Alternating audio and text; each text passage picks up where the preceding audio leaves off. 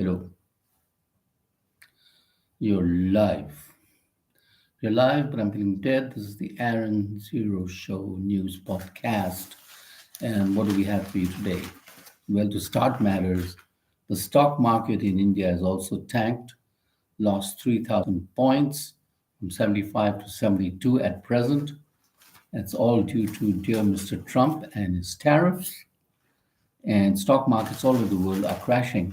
But according to Mr. Trump, this is a time to bargain and to trade with the nations of the world. I don't know how that will work, but anyway, it remains to be seen. It's a work in progress, like Mr. Trump. So, government unlikely to ease checks on investments from China, won't accede to private sector calls for relaxations. And I think that's a wise decision because the government of India does not trust China. We've already been attacked by the great country of China twice on our borders and in Ladakh. And I'm 100% certain that if Chinese companies were to come into India, they will be spying on India, and because they all control mainly an answer to the Chinese government and Chinese military. So any Chinese investment into India will bring along Chinese spying and Chinese stealing of knowledge. That's another thing that the Chinese do very well. They steal another country's knowledge, and so they will tap into all kinds of things. So the government wants to think twice, and I think that's a good thought. I would think to keep them at arm's length, and they are not going to provide anything to Indian companies. In my small view, I'm a small person. So that is what I think. And they want to deal with China because Trump just now has put more tariffs on China than India, 54% to 26%. And now, in other news, India plans to set up nuclear sub base in Andhra next year. They want to set up a submarine base so that it cannot be seen by the spy satellites. And an Indian nuclear submarine is going to be launched this year, sorry, uh, another nuclear submarine. And what else do we have here? Amid language row, PM asked DMK senators why sign letters in English. Funds allocation up three times, but some cry out of habit. And a lot of them in the South don't want to learn the language of Hindi, which is the language of the North. They have some massive hang up of it. So, what can I say? And ace pacer Jasmeet Burma has made a comeback, joining Mumbai Indians ahead of their IPL match against Royal Challengers Bengaluru, confirms team coach. And city cops bust racket delivering drugs at home. He helped end Nepal royalty, now he wants it back. A healthcare baron, Durga Prasad, who fought along with Maoists to end monarchy in Nepal, is now a fugitive hiding in India, and he wants the monarchy to return. There were about 10,000 or 1,000 of protesters marching in Kathmandu for the return of the king because they say that the country is in chaos with the ruling government and they want the monarchy back.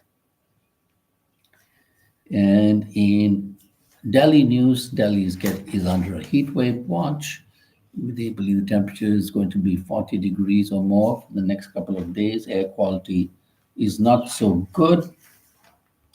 And what else do we have here? So, Apple, Samsung look to ship more goods from India to US. China, Vietnam plants may focus on exports to Europe because of the Trump tariffs. So it's more attractive to export goods from here, and in the long run, it may work out in India's favor.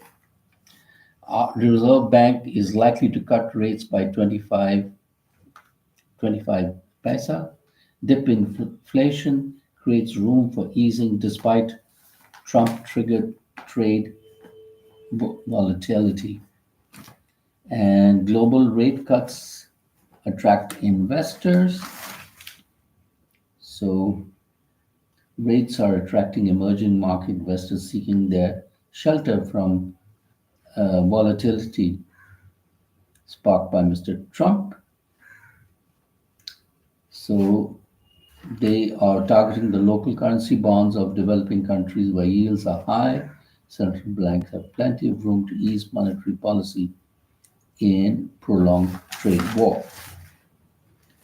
And then steel to Jaguars, Tata Company is evaluating the US tariffs. They're going to stop the export of cars to USA, and they are in negotiations regarding the steel business with customers in the USA. So, and what else do we have here? The nature of Chinese company ownership of worry for government of India because they're controlled by the Chinese Communist Party and the Chinese military, and their ownership is very vague, to say the least.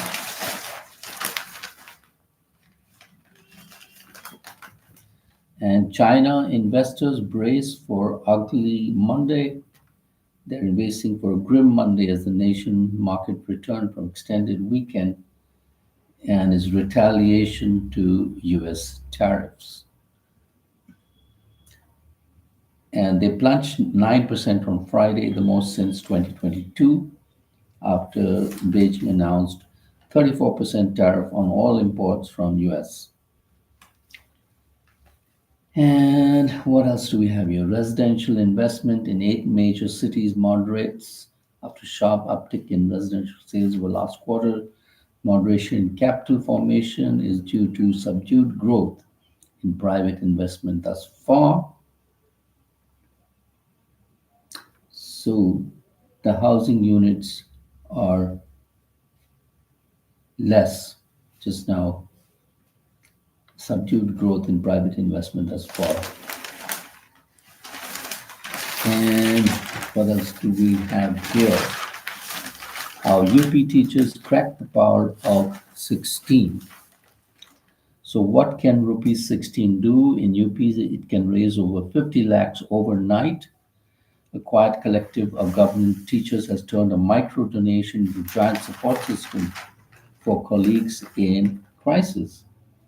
And the money gave us stability when we had nobody to support us, says Nazeen Begum.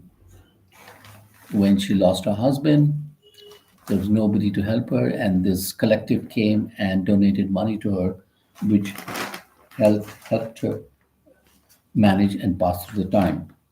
And the pandemic push also left many teachers without pay or in a hard time. If they died due to the COVID, then there was no help. So this is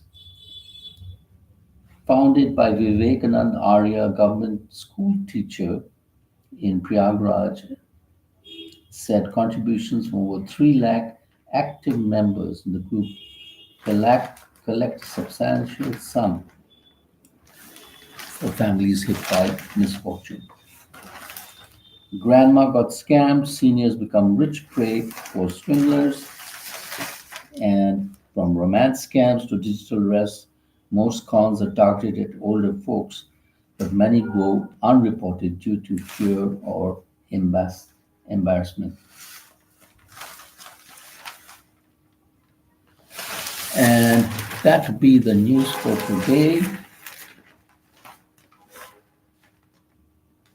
He wants to end he helped end the monarchy, now wants a Nepal king back. And he's hiding in India. His black SUV abandoned in a village dish.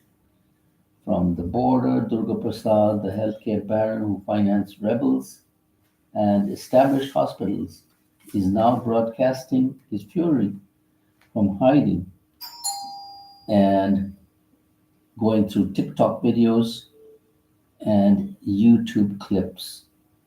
2 decades ago, he backed a 10-year civil war that killed over 17,000 people and helped bring down the crown. Today, he is loudest voice calling for its return. And on that note, we end this broadcast. Subscribe. Have a great day.